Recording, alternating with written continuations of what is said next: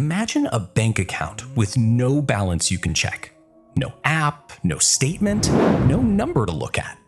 And for over 60 years, that account paid for food, clothing, and shelter for more than 10,000 children, without a single missed payment. His name was George Müller. He ran orphanages in England for 6 decades, and in all that time, he never once asked a human being for money. Here's the truth nobody tells you. Unshakable faith isn't something you're born with. It's 5 basic habits done consistently. And by the end of this video, I'm going to walk you through all 5, including the one most people give up on too early, which is exactly why they never see God move. Let's get into it.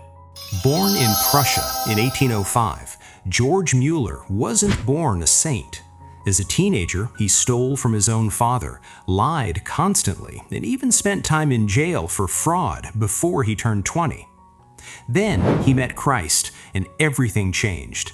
He moved to England, became a pastor, and in 1836, together with his wife Mary, opened his home to 3 orphaned children. That one decision grew into 5 large orphan houses in Bristol, England, caring for over 10,000 children across his lifetime. Here's what made him famous. He refused to ask for donations, ever.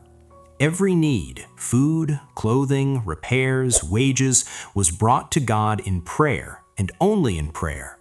He kept records of tens of thousands of specific answered prayers, some so precise they sound almost impossible to believe. Empty pantries filled minutes before breakfast, unsigned checks arriving on the exact day rent was due. Mueller wasn't operating on luck. He was living out 5 specific habits of faith, and the Bible backs up every single one of them. Habit number 1, pray specific, not vague. Philippians chapter 4 verse 6 says, "Do not be anxious about anything." The rest of that verse tells you what to do instead. Bring every situation to God in prayer with thanksgiving and lay your requests in front of Him. Notice what that actually means. Don't just carry your worries around in your head. Say them out loud, specifically to God. Mueller didn't pray, "Please provide somehow." He prayed for the exact amount by the exact morning for the exact children. A vague prayer produces a vague faith. A specific prayer gives you a story you can actually watch unfold. Here's why that matters. When you ask for something general, it's easy to chalk up the outcome to coincidence. When you ask for the exact number on the exact date and it happens, you know exactly who answered. So try this today. Think of the one thing actually keeping you up at night. The rent that's due in 9 days, the diagnosis you're waiting on, the job offer you haven't heard back about. Not a vague, "help me feel better." Say the real number. Say the real date. Say it out loud once and mean it. Habit number 2, exercise your faith before you see the outcome. 2 Corinthians chapter 5 verse 7 says, "For we live by faith, not by sight." Faith that only shows up once you can already see the outcome isn't really faith, it's just observation. Mueller believed faith gets tested at the exact point where the evidence runs out. If the money is already sitting in your account, trusting it's there isn't faith.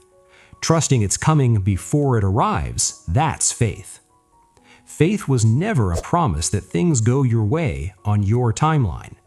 Faith is standing in the dark, not knowing how the story ends, and choosing to obey anyway. And here's the part nobody tells you. Every time you do that, something in you gets stronger. You're not just praying, you're building the kind of strength you're going to need the next time the lights go out. Habit number 3, trust God's character, not your circumstances. Lamentations chapter 3 verses 22 to 23 say His compassions never fail. They are new every morning. Then comes the line Mueller built his whole life around. Great is His faithfulness.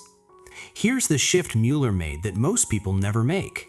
He stopped trusting his circumstances and started trusting God's character instead.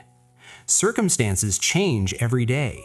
Your bank account, your health, your relationships. But God's faithfulness doesn't rise and fall with your circumstances. It's new every morning. It doesn't run out, and it doesn't depend on how yesterday went. When life tells you there's no way this works out, it's easy to believe that's the final answer. But how things look right now isn't the same as how they really are. Mueller's orphanages ran out of food more than once, and every single time, God didn't change. He was just as faithful before the food showed up as he was after. Habit number 4. Keep asking, past the point where it's comfortable to stop. Luke chapter 18 tells the story of a persistent widow who keeps going back to an unjust judge, asking for justice again and again until he finally gives in. Not because he suddenly became good, but because she refused to stop asking. Jesus told that story to show his disciples that they should always pray and not give up. Mueller lived this out in a way that should genuinely humble you. He prayed daily for the salvation of 5 specific friends, not for months, not for a few years, but decades. Some of those men didn't come to faith until after Mueller had already died. This is the habit most people quit on. 6 months go by with no answer, and it's tempting to decide it's never going to happen. But an unanswered prayer isn't a rejected prayer, it's a prayer still in motion. Galatians chapter 6 verse 9 puts it simply, "Let us not become weary in doing good." Keep going, it says, because in the right time, if you don't give up, you'll reap what you planted. The only way to lose is to stop asking. Habit number 5. Feed your soul before you feed your schedule. Mark chapter 1 verse 35 says Jesus got up very early in the morning while it was still dark and went off alone to pray. Even Jesus, carrying the weight of an entire ministry, made time alone with God the first move of his day, not the leftover. Mueller taught something similar. His first task every morning wasn't his to-do list, it was getting his own soul happy in the Lord through the Bible and prayer before touching a single task. A heart that's spiritually empty has nothing to pour into the day ahead of it. It's tempting to flip that order. Handle the urgent stuff first. Tell yourself you'll get to God later. But later rarely comes, and deep down you already know that. So remember this. Before your phone, before your first cup of coffee, give 5 honest minutes to the Bible and prayer. Not because it's a rule, but because it's the one thing strong enough to hold up everything else you do that day. Okay, let's walk back through everything, because I want this to actually stick with you, not just sound nice for 10 minutes and disappear. Habit 1. Pray specific, not vague.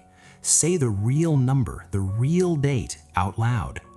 Habit 2. Exercise your faith before you see the outcome. Trust before the evidence arrives, not after. Habit 3. Trust God's character, not your circumstances. His faithfulness doesn't rise and fall with your bank account. Habit 4. Keep asking past the point where it's comfortable to stop.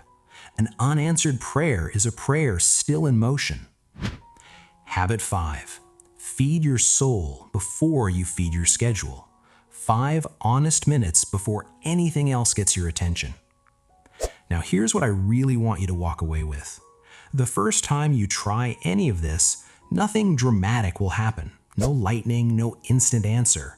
Something in you might quietly say, it didn't work. That silence isn't a no. It's the exact space where faith has to do its work. Keep the habit going anyway, especially on the day it feels pointless. So here's my honest ask. If even one of these 5 habits landed on you today, if something in you just quietly said, I needed to hear that, don't let this be a video you watched and forgot by tomorrow. Pick one habit, just one, and start it today, not tomorrow. And if this channel has been helping you grow closer to God, take a second to hit follow and like this video. It costs you nothing, and it helps this message reach someone else who needs it today. The same God who filled empty pantries in Bristol, England, is not smaller in your life right now. Rest in that. Walk in that. May the God of the Bible bless you.